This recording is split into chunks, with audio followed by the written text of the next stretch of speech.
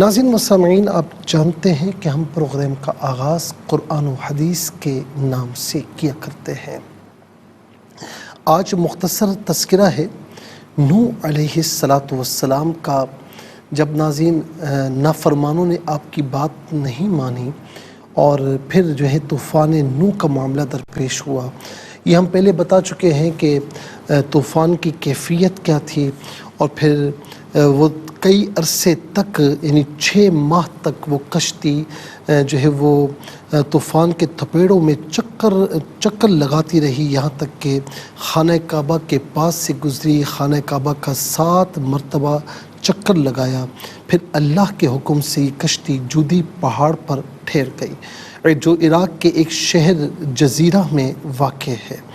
ناظرین و سامعین، اور اس کے بعد یہ کہتے ہیں کہ یہ طوفان کیسے ختم ہوا۔ اچھا، یہ بات تو ہم بتا چکے ہیں کہ اللہ تبارک و تعالی نے نوح علیہ السلام کے لیے ہر پہاڑ کی طرف یہ وحی کی کہ نوح علیہ السلام کی کشتی ایک پہاڑ پر ٹھہرے گی۔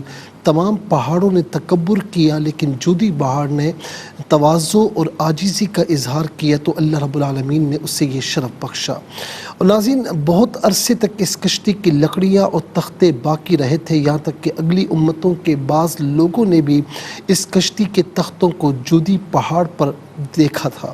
محرم کی 10ویں تاریخ عاشورہ کے دن یہ کشتی اس مقام پر ٹھہری تھی، چنانچہ اس تاریخ کو کشتی کی تمام مخلوق یعنی انسان، وحوش، طیور وغیرہ سبھی نے شکرانے کا روزہ رکھا۔ نوح علیہ السلام نے کشتی سے اتر کر سب سے پہلے جو بستی بسائی اس کا نام سمانین رکھا۔ عربی زبان میں سمانین کا معنی ہے 80، چونکہ کشتی میں ایک روایت کے مطابق 80 آدمی تھے، اسی لیے اس گاؤں کا نام سمانین رکھ دیا گیا۔ طوفان کیسے ختم ہوا؟ نوح علیہ السلام کی کشتی جودی پہاڑ پر پہنچ کر ٹھہری، سب کفار غرق ہو کر فنا ہو چکے تو اللہ رب العالمین نے زمین کو حکم دیا کہ اے زمین، جتنا پانی تجھ سے چشموں کی صورت میں نکلا ہے ان تمام پانیوں کو پی لے۔ اے آسمان، تو اپنی بارش بند کر دے۔ چنانچہ پانی گھٹنا شروع ہوا، طوفان ختم ہوا۔ نوح علیہ السلام کو حکم ہوا کہ نوح، آپ کشتی سے اتر جائیے، اللہ تعالیٰ کی طرف سے سلامتی اور برکتیں آپ پر بھی ہیں اور ان لوگوں پر بھی جو کشتی میں آپ کے ساتھ رہے۔ ناظرین، اللہ رب العالمین قرآن کریم میں سورہ ہود رکوع نمبر 4 فرمایا، وَقِيلَ يَا أَرْضُ ابْلَعِي مَاءَكِ وَيَا السَّمَاءُ أَقْلِعِي وَغِيضَ الْمَاءُ وَقُضِيَ الْأَمْرُ وَاسْتَوَتْ عَلَى الْجُودِيِّ وَقِيلَ بُعْدًا لِلْقَوْمِ الظَّالِمِينَ۔ اور حکم فرمایا گیا کہ زمین اپنا پانی نگل لے، اے آسمان تھم جا، پانی خشک کر دیا گیا اور تمام کام ہوا اور کام تمام ہوا، اور کشتی کوہ جودی پر ٹھہری، اور فرمایا گیا کہ دور ہوں ظالم لوگ۔ قیل یا نوح اہبط بسلام منا وبرکات علیک وعلی من قبلک۔ سورہ ہود کی آیت نمبر رکوع نمبر 4 ہے۔ فرمایا گیا کہ نوح کشتی سے اترو اور ہماری طرف سے سلامت اور برکتوں کے ساتھ جو تم پر ہیں اور تمہارے ساتھ کچھ جماعتوں پر۔ ناظرین، اب ہوا یہ کہ کسی کو بھیجنے کا ارادہ فرمایا۔ حدیث پاک میں ہے روئے زمین کی خبر لانے کے لیے کس کو بھیجا جائے، تو سب سے پہلے مرغی نے کہا کہ میں روئے زمین کی خبر لاؤں گی، تو آپ نے اسے پکڑا، اس کے بازوؤں پر مہر لگا کر فرمایا کہ تجھ پر میری مہر ہے، تو پرند ہوتے ہوئے بھی لمبی اڑان نہ اڑ سکے گی، میری امت تجھ سے فائدہ اٹھائے گی۔ پھر آپ نے کوے کو بھیجا تو ایک مردار دیکھ کر اس پر گر پڑا، واپس نہیں آیا۔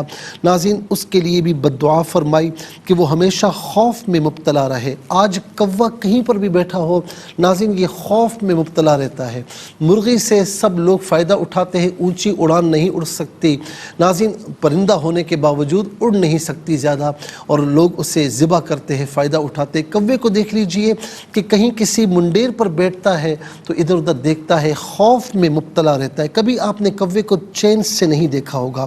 ناظرین، پھر آپ نے کبوتر کو بھیجا تو وہ زمین پر نہیں اترا بلکہ ملک سبا سے زیتون کی ایک پتی چونچ میں لے کر آ گیا، تو آپ نے فرمایا کہ تم زمین پر نہیں اترے، اس لیے پھر جاؤ اور روئے زمین کی خبر لاؤ۔ تو کبوتر دوبارہ روانہ ہوا اور مکہ مکرمہ میں حرم کعبہ کی زمین پر اتر پڑا، دیکھ لیا کہ پانی زمین حرم سے ختم ہو چکا ہے اور سرخ رنگ کی مٹی ظاہر ہو گئی ہے۔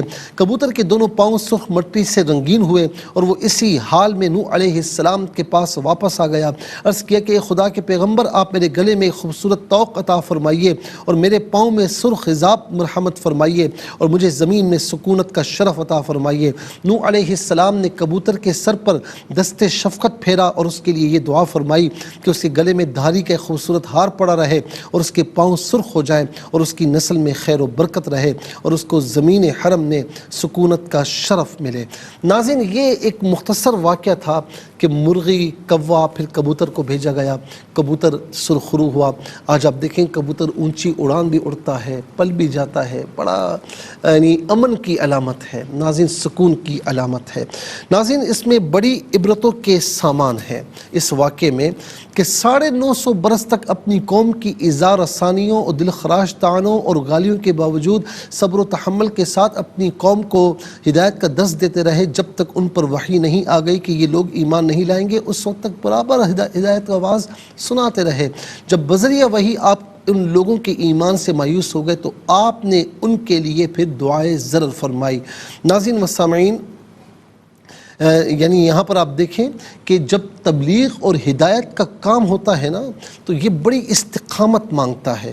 آپ نے جب دعائے ضرر فرمائی تو قوم یعنی یہاں پر ناظرین نوح علیہ السلام کا اسوہ ہمارے سامنے ہے کہ 950 برس تک فَلَبِثَ فِيهِمْ أَلْفَ سَنَةٍ إِلَّا 50 عاما، 950 برس استقامت کے ساتھ، استقامت کا پہاڑ بن کر ناظرین وحی الہی کی تبلیغ فرماتے رہے۔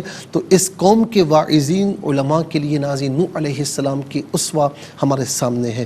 نوح علیہ السلام اور ایمان والے طوفان کے عظیم سیلاب میں جبکہ طوفان کی موجیں پہاڑوں کی طرح سر اٹھا رہی تھیں، کشتی پر سوار تھے، طوفانی موجوں کے سیلاب عظیم میں ایک تنکی کی طرح یہ کشتی ہچکولے کھاتی چلی جا رہی تھی، مگر نوح علیہ السلام اور ایمان والے توکل کی ایسی بلند منزل پر تھے کہ ان لوگوں پر کوئی گھبراہٹ طاری نہیں تھی، نہ کوئی پریشانی۔ اس میں ایمان والوں کے لیے ہدایت ہے کہ بڑی سے بڑی مصیبت کے وقت بھی ایمان والوں کو اللہ تعالیٰ پر بھروسہ رکھ کر مطمئن رہنا چاہیے۔ نوح علیہ السلام کا بیٹا کنعان کافر تھا، اس سے معلوم ہوا کہ نیکوں کی اولاد کے لیے ضروری نہیں کہ وہ نیکی ہوں، بروں کی اولاد اچھی اور اچھوں کی اولاد بری ہو سکتی ہے۔ یہ اللہ تعالیٰ کی مشیت پر موقوف ہے، وہ جس کو چاہے اچھا بنا دے، جس کو چاہے برا بنا دے۔ انسان کے لیے 2 راستے ہیں، اپنی مرضی سے وہ جس راستے کو چاہے منتخب کر لے۔ اللہ رب العالمین ہم سب کو ایمان پر استقامت دے ناظرین، اور نوح علیہ السلام کی اسوہ پر ہمیں عمل پیرا ہونے کی توفیق نصیب فرمائے۔